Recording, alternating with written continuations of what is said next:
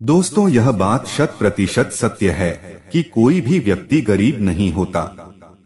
उसकी सोच ही उसे गरीब कर देती है, क्योंकि जो इंसान जिस प्रकार या जितनी बड़ी सोच रखता है उसे उतनी ही बड़ी सफलता प्राप्त होती है। इंसानों की सोच में बस इतना सा ही फर्क होता है कि कोई व्यक्ति खुली आंखों से सपना देखते हैं तो कोई व्यक्ति बंद आंखों से। दोस्तों, आज इस वीडियो के माध्यम से हम उन बातों को जानेंगे जिससे आप एक ऐसी सोच विकसित करेंगे जिससे अपनी गरीबी को हमेशा के लिए समाप्त कर सकेंगे और फिर जीवन में कभी भी गरीबी नहीं देखनी पड़ेगी। तो चलिए अब आपका ज्यादा समय ना लेते हुए वीडियो को शुरू करते हैं।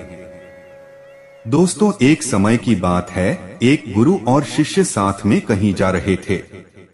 चलते चलते वह एक बड़े से खेत के पास पहुंचे। उन दोनों को प्यास सताने लगी तो उन्हें खेतों के बीचों बीच एक टूटा फूटा घर दिखाई देता है।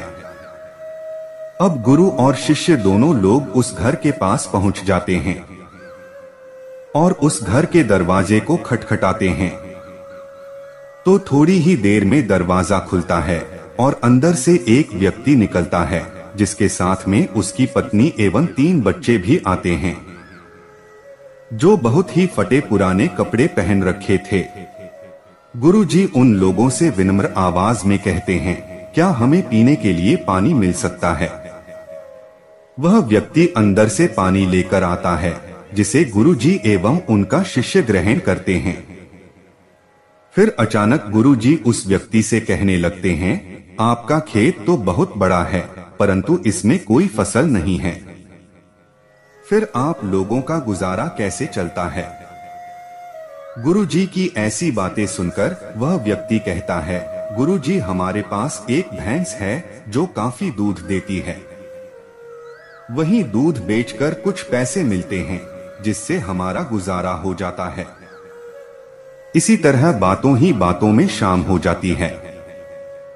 तो गुरु ने सोचा आज की रात्रि हम यहीं रुक जाते हैं। इसके बाद गुरुजी उस व्यक्ति से रुकने की अनुमति मांगते हैं। वह व्यक्ति अनुमति दे देता है और गुरुजी वहीं रुक जाते हैं। आधी रात बीत चुकी थी, तभी अचानक गुरुजी नींद से उठ जाते हैं और अपने शिष्य के कान में जाकर एकदम धीरे से आवाज देते हैं, इधर से चलो, अब हमें यहाँ से चलना चाहिए और इसके भैंस को भी साथ में ले जाकर जंगल में छोड़ देना है।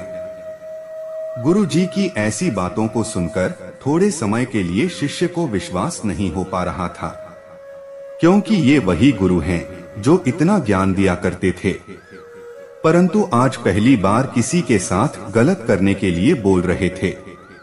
लेकिन शिष्य गुरु की बात को टाल भी नहीं सकता था।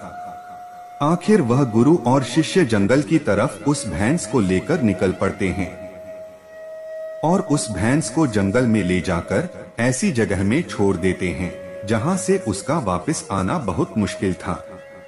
इसके बाद वह गुरु और शिष्य वहां से चले जाते हैं, परंतु शिष्य के मन में यह बात हमेशा ही खटकती रहती थी।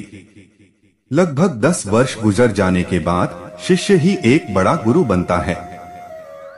तो उसके मन में विचार आता है कि क्यों न उस व्यक्ति से मिला जाए जिसकी भैंस जंगल में छोड़े थे और उसकी कुछ आर्थिक मदद ही कर देंगे ताकि उसकी आगे की जिंदगी खुशहाल हो सके। इसी विचार से वह निकल पड़ा और कुछ ही समय में उस व्यक्ति के पास पहुंच गया। लेकिन वहां का दृश्य देखकर वह चकित हो जाते हैं, क्योंकि अब उस खेत में बहुत से वृक्ष थे जिसमें बहुत सारे फल भी लगे थे और झोपड़ी की जगह एक विशाल घर था।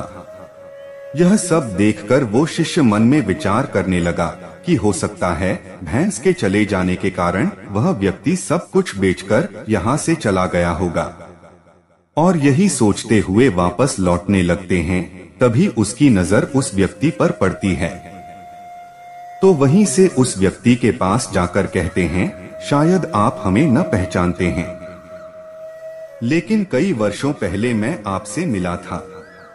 तब वह व्यक्ति कहता है, मैं आपको कैसे भूल सकता है, आप तो उस दिन बिना बताए ही यहाँ से चले गए, और उसी दिन हमारी भैंस भी न जाने कहाँ चली गई, जो आज तक नहीं लौटी। कुछ दिनों तक मैं बहुत परेशान रहा, कुछ समझ नहीं आ रहा था कि अब क्या करें, परंतु जीने के लिए कुछ न कुछ काम करना भी जरूरी था।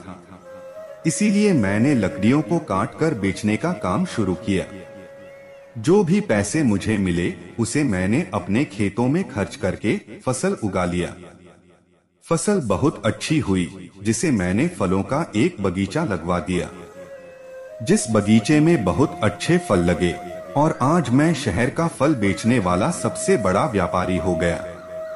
लेकिन यह सब कुछ कभी न हो पाता अगर वह भैंस यहाँ से न गई होती, क्योंकि उसी बहस के कारण मैं कोई दूसरा कार्य नहीं करना चाहता था। उसके जाने के बाद मैंने कार्य का दूसरा रास्ता चुना, जिससे मैं पैसा कमा सकूं। लेकिन आज मैं अपनी जिंदगी से बहुत खुश हूं और शहर का सबसे बड़ा व्यापारी भी हूं। यही बात सुनकर शिष्य कहता है, यह कार्य तो तुम पहले भी कर सकते थे।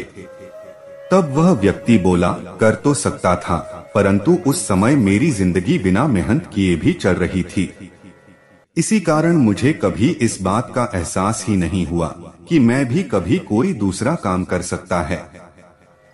यही कारण है कि मैंने कभी कोशिश नहीं की, लेकिन भैंस के जाने के बाद मुझे इस बात का एहसास होने लगा कि मैं कोई दूसरा कार्य भी कर सकता है, और मैंने उसी समय यह दृढ़ निश्चय किया कि अब अपनी जिंदगी में जो कुछ भी करूंगा अपने दम पर करूंगा, और इसी संकल्प की वजह से आज इस मुकाम पर पहुंचा है।